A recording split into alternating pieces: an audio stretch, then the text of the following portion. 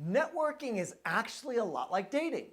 You wouldn't show up to a first date unprepared or ghost someone after a great connection, right?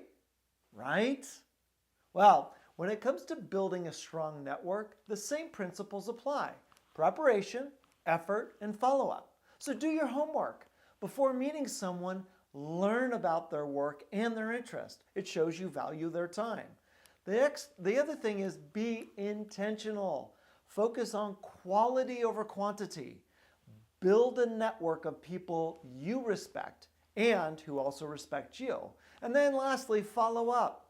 A simple thank you email or a LinkedIn message can turn a great conversation into a lasting connection.